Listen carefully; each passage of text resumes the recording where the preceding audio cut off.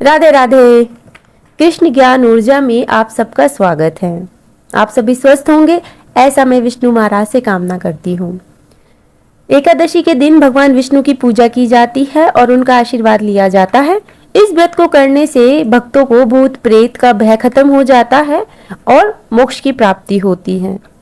कहते हैं इस व्रत को करने वाले और व्रत कथा को सुनने मात्र से अश्वमेध यज्ञ का फल मिलता है।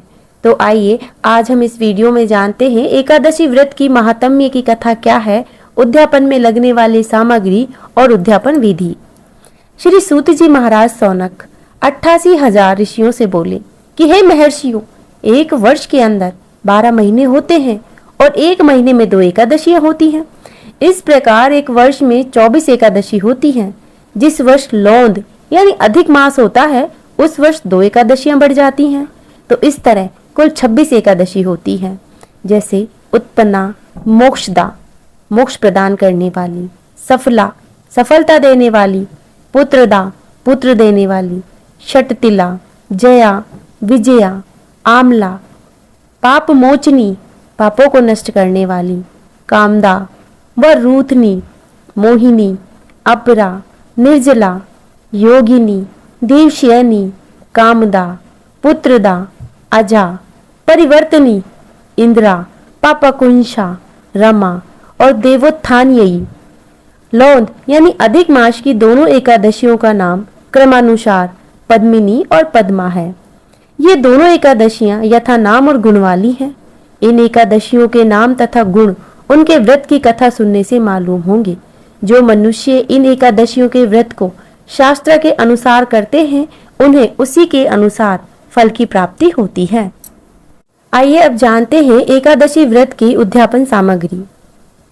रोली, मोली, धूप बत्ती, केसर, कपूर, सिंदूर, चंदन, होरसा, पेड़ा, बतासा, ऋतुफल, केला, पान, सुपारी, रुई, पुष्पमाला, पुष्प, दूर्वा, कुशा, गंगाजल, तुलसी, अग्निहोत्र, भस्म, गौमूत्र, घृत, शहद, चीनी, दूध, यज्ञोपवीत, अबीर, अबरक और गुलाब जल, धान का लावा, इत्र, शीशा, इलायची, जावित्री, जायफल, पंचमेवा, हल्दी, पीली सरसों, मेहंदी की बुकनी, नारियल, गिरी का गोला, पंचबल्लव, वंदनवार, कच्चा सूत, मूंग की दाल, उड़द काली, सूप, बिल्वपत्र, भोजपत्र, पंचरत्न, सप्तमृतिका, सप्तधान्य, पंचरंग, नवग्रह, समिधा, चौकी, पीड़ा, घंटा, शंख, कंटिया, कलश, गंगा सागर, कटोरी, कटोरा, चरुस्थाली, बाल्टी, कलछी, संडासी, चिमटा और प्रधान प्रतिमा सुवर्ण की, प्रधान प्रतिमा चांदी की। उसके बाद चांदी की कटोरी, पंचमात्र, आचमनी, अर्घा, तष्ठा, सुवर्ण जिह्वा, शलाखा, सिंहासन, छत्र, चमर, तिल, चावल, यम, घृत, चीनी, पंचमेवा, भोजन पत्र, बालू, ईंट, हवन के लिए लकड़ियां, आम की गोईठा, दिया सलाई और यज्ञपात। वर्ण सामग्री में हमें क्या क्या चाहिए?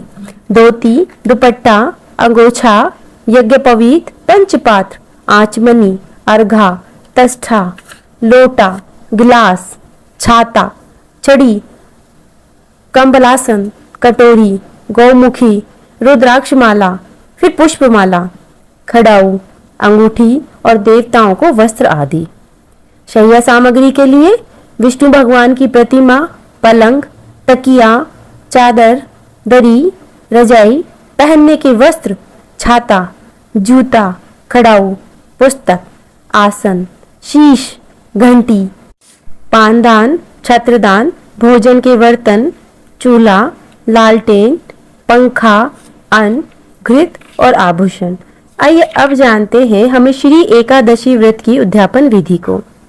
उद्यापन के दिन यजमान नृत्य क्रिया से निवृत्त होकर शुभ्र या रेशमी वस्त्र धारण करे। अपनी पत्नी को उसी प्रकार पवित्र करके सपत्नीक शुद्ध मन होकर आसन पर बैठे। ओम ओम पवित्रेस्ततो, इस मंत्र से पवित्री धारण करें और भगवान का ध्यान करें। पुनः अपवित्रः पवित्रो वा, इस मंत्र से पवित्र करें। हाथ में अक्षत, पुष्प, सुपारी देकर ओम आनो भद्रा इत्यादि मंत्र का पढ़ना चाहिए।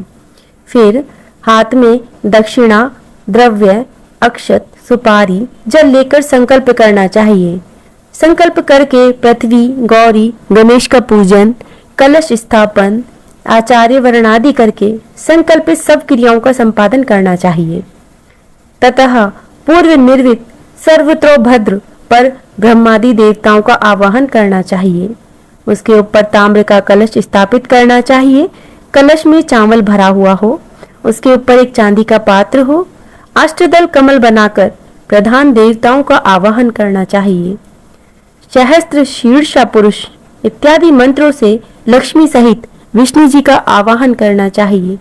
अष्टदल के 8 पत्रों पर पूर्वादि क्रम से अग्नि, इंद्र, प्रजापति, विश्वदेवा, ब्रह्मा, वसुदेव, श्री राम का नाम लेकर आवाहन करना चाहिए। फिर चारों दिशाओं में क्रमशः रुक्मणी, सत्यभामा, जामवती और कालिंदी का आवाहन करना चाहिए। चारों कोणों में आग्नेयादि क्रम से शंख, चक्र, गदा का आवाहन करना चाहिए। कलश का आगे गरुड़ का आवाहन होना चाहिए। ततः पूर्वादि क्रम में इंद्रादि लोकपालों का आवाहन करके षोडशोपचार से पूजन करना चाहिए। फिर भगवान के सर्वांग शरीर का पूजन और नमस्कार करना चाहिए। स्नान, धूप, दीप, नैवेद्य, तांबूल यानी पान से पंचोपकार पूजन करना चाहिए। पात्र में जलदार, नारियल, अक्षत, फूल, चंदन और स्वर्ण रखकर घुटनों के बल बैठकर इस श्लोक से अर्घ्य देना चाहिए। इसके पश्चात इस दिन का कृत्य समाप्त करके गाने बजाने से रात्रि व्यतीत करें, यानी कि कीर्तन करें। दूसरे दिन यजमान और आचार्य नृत्य कृत्य करके पुनः आचार्य अपवित्र पवित्रो व पवित्रेस्ततो व आनो भद्रा आदि मंत्रों का पाठ करके हवन का संकल्प करें और आवाहित देवताओं को पंचोपकार से पूजन करें।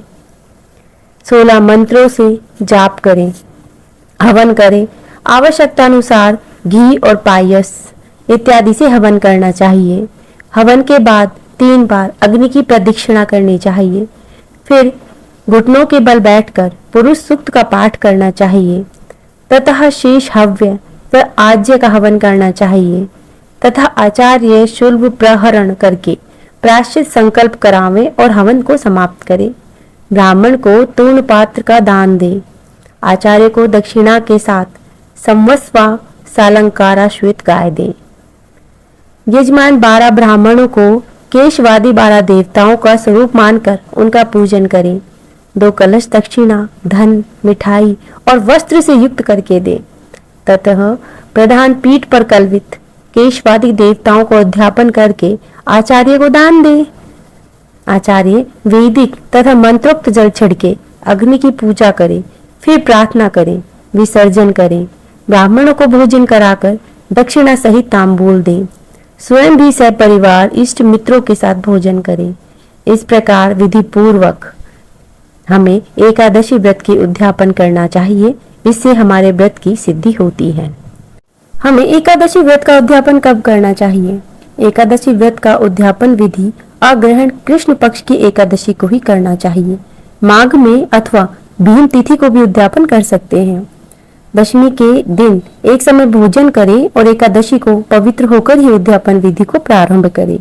कुछ लोग केवल शुक्ल पक्ष की एकादशी का व्रत करते हैं और कुछ केवल कृष्ण पक्ष की एकादशी का व्रत करते हैं, तो उन्हें उसका ही उद्यापन करना चाहिए। अतः उद्यापन प्रतिज्ञा संकल्प में शुक्ल पक्ष की अथवा कृष्ण पक्ष की एकादशी व्रत का उद्यापन करने का संकल्प करना चाहिए।